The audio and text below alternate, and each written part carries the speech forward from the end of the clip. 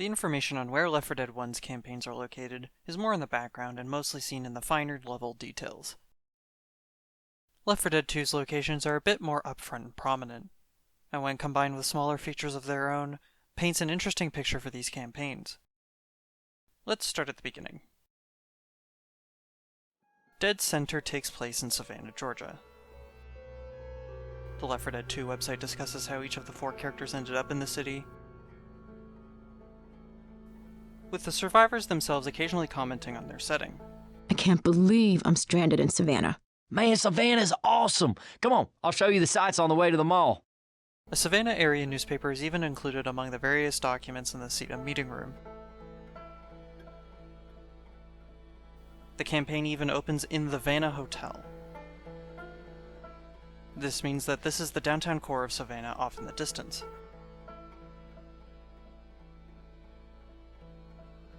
In the Streets chapter, you will walk across a part of I-16. If you look at the highway signs, you will see one saying west to Atlanta, and one saying east to Montgomery Street. This is roughly the real route of I-16, as you can see here on Google Maps.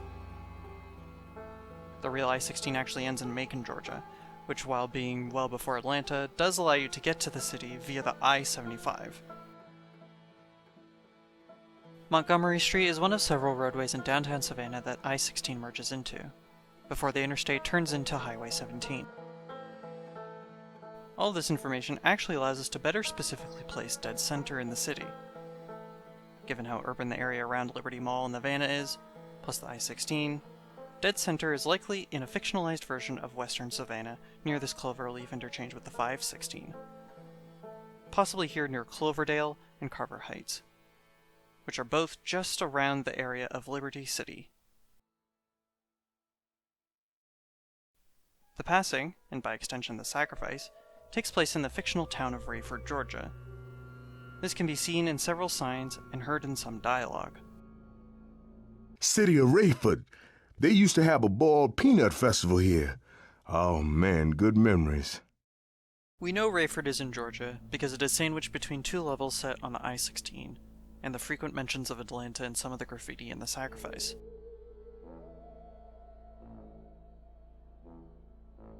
Dark Carnival is a bit trickier to place. The I-16 is where you start, and is the first third of Chapter 1.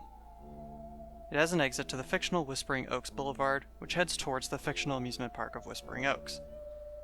Given that it is still the I-16, this means that Dark Carnival is one of the counties before Macon, Georgia. Though this does leave a gap in the Midnight Rider schedule, as Griffin, Georgia is on the other side of Macon, and Cornelia is much further north than either location. Swamp Fever is set in and around the settlement of Village on Marais,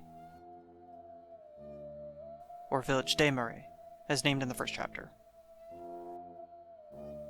This village isn't the one seen in the first chapter, but the one seen later, as alluded to by Coach.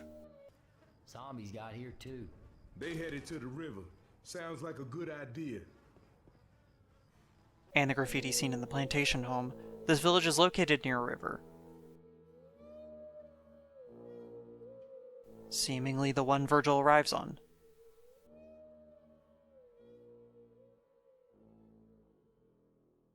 This is confirmed in Hard Rain, with one of Nick's injury lines in that campaign. Should have kept floating down that damn river. This also means that the body of water that Virgil boats down in both the intro and finale of Hard Rain is a river. Hard Rain itself is set in the town of Ducatel. The name Ducatel is seen on the sugar mill and the gas station.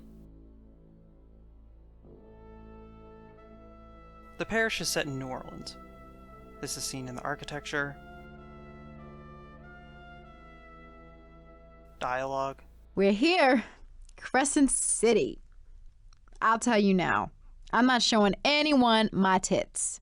It means they haven't abandoned New Orleans. Come on, let's move. As well as the stated goal through several campaigns. Hey, you made it. Where are you headed? We heard New Orleans was the last holdout. Now, just figured we go there. Bye, Ellis. You're gonna make it to New Orleans. I know you will. Go, Ellis. Go! including being introduced in Dead Center.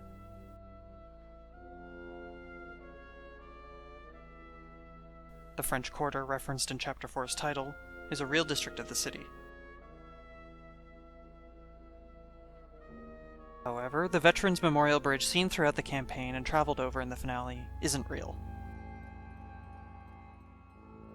The highway that leads to the bridge, Interstate 10, is real though.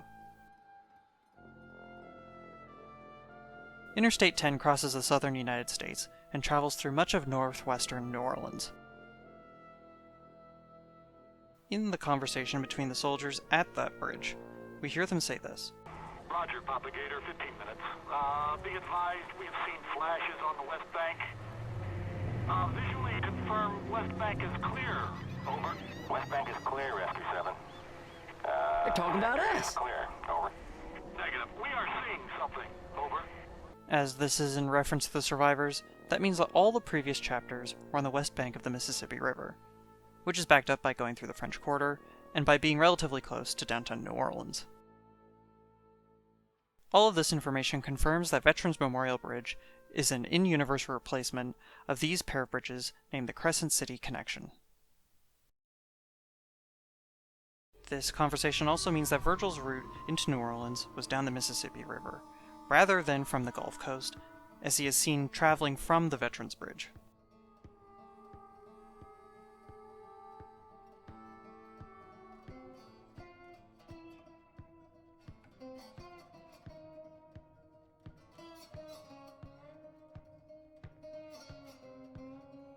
Thanks to all of this, we have a rough idea of where each campaign takes place, and can mostly map it to the real world.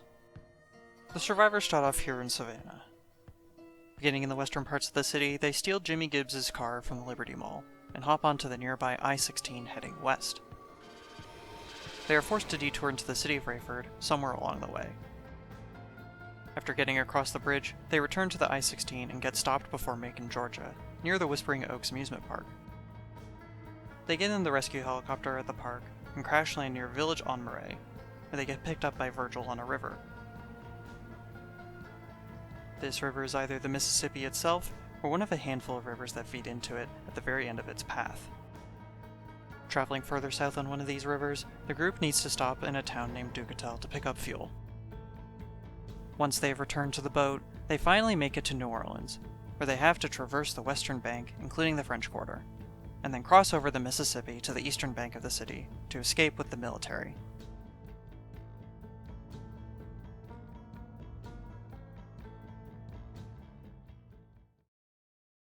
While Coldstream was originally fan content, it was officially re-released by Valve, so for the sake of being thorough, I will take a look at it. Coldstream doesn't appear to have any specific identifying features or information. The whole campaign is largely set in a mountainous region with lots of forests. It's possible then that this could be set in the Appalachian Mountains somewhere if we want to try and connect it back to the main story, even non-canonically. Now, there is a map in the finale safe room with readable text, but not only is it reused from Counter-Strike's source, all the mentioned locations are fictional.